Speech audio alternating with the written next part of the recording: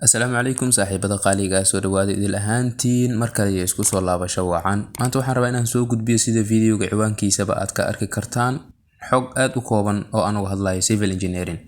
Civil engineering waa maxay marka hore? Waa maxay shaqada ay qabtaan civil engineerska? Ugu horreyn civil engineering waxaa lagu qeexaa inuu yahay major ama takhasus hoos imaado engineering kaasoo lagu qabto ama lagu daraaseeyo saddex shaqo oo kala ah design, construction and maintenance of the structures. Design oo ah naqshadii in la sameeyo. Naqshadii in la sameeyo macnaheedu waxay ka dhigan tahay qofkii naqshada sameynaya waxaa laga rabaa in fikrad uu keeno. Fikradaas markii uu keeno kadib in uu usoo bedelo qaab drawing ah. Drawingkaas marka softwares iyo programs gaar u ah dadka naqshadaha sameeya ayuu kusoo bandhigaa. Kadib waxay noqonaysaa construction in la sameeyo oo ah wixii naqshadii lagu soo sawiray ama drawingkii lagu soo sawiray in si reality ah loo dhiso. Ayadoo markaas la balaan garanayo waqtigii ay qaadan lahayd, supervising-keedii, shaqadii isku xigitaankeedii, estimation-keedii, wixii oo dhan iyo maamulkeediiba construction qofka qabanayo. Sidoo kale shaqada saddexaad waxay noqonaysaa maintenance oo ah dayactir. Macnaha tan waxay imaanaysaa markii wixii ay soo idlaadaan dhismahoodii oo soo idlaado waa la isticmaal kadib ama waqti markuu jiro kadib waxaa dhacaysa shayga in dib u cilada uga yimaadaan ama cilad ay kusoo saa'ido. Marka waxyaalaha dib ka imaan karo dhan hagaajintooda iyo dayactirkooda waa shaqo kale ayadana oo hoos imaado civil engineering. Structureska civil engineerska ay qaabilsan yihiin waxay hoos imaadaan public and private sectors.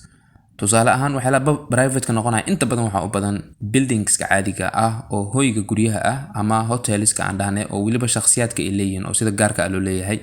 Laakiin waxyaalaha marka aan dhahayno public waxaa wax dadkii oo dhan ay ka wada dhaxeeyaan.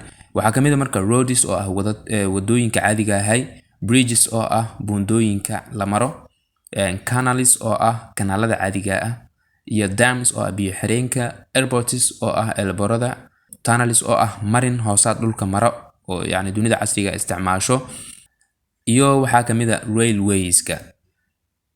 Marka civil engineering marka laga hadlayo taariikhiyan bilowgiisii wuxuu la bilaabay sidaba uu la jiraa oo ama la socdaaba bini'aadamka jiritaankiisa. oo tusaale ahaan marka dhahayna civil engineer goorma soo bilaawday? Civil engineer wuxuu soo bilaawday maalinkii qof bil'aadan ah oo hoy ama gabaad uga gabaado uu samaystay, iyo maalinkii meel wabi ah oo biyo ay yaaleen uu dhigay jirid geed uu dhigay si uu uga gudbo meeshaas. Marka civil engineeringka ahmiyadda uu leeyahay waxaa lagu dareemi karaa in qayb yar oo nolosha kamid ah uunan ka maqnaanaynin marnaba.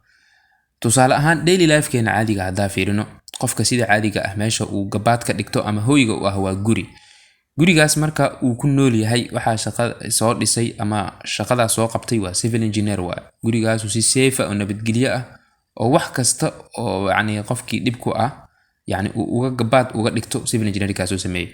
Sidoo kale qofka bini'aadamka marka uu doonayo inuu baxo oo howlihiisa soo qabsado wuxuu sameeyaa waa musqushiisa oo tagaa oo iska qubaystaa hadii biyo u baahdo guriga ugu jiraan. Laakiin kama fikir biyahan qaabka ay ku imaadeen. Waxaa laga yaabaa biyahaas adiga inay miles adiga ka fog yihiin.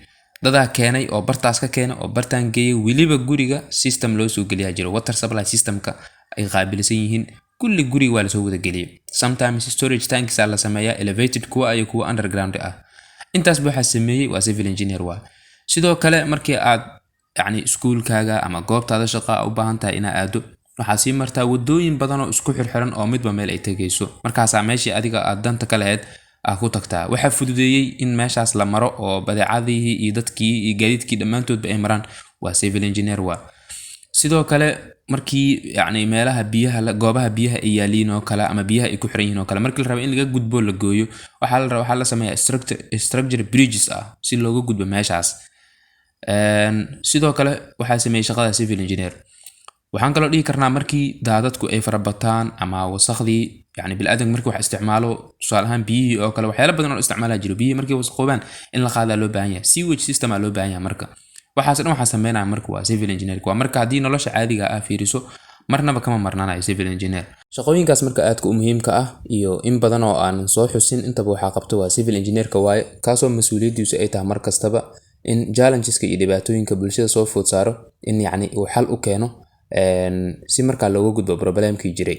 Waxaan rabaa marka inaan kuu sii raaciyo kaliya civil engineeringka subdisciplines uu leeyahay video hore oo mar waxaa jira aan uga hadlay top 10 kuwa ah af Soomaaliya ku qoran yihiin channelka soo galiyay videogan dhammaadkiisa dambe ayaa linkiga ku dhigi doona halkaas ka daalacane waqti badan inta kuma gelinayo laakiin kaliya carabka malina waxyaalaha ugu caansan ama subdisciplines ugu caansan waxaa kamid ah construction engineering, geotechnical engineering, structural engineering, surveying, transportation engineering, environmental engineering, earthquake engineering, water resource engineering, municipal engineering and material engineering.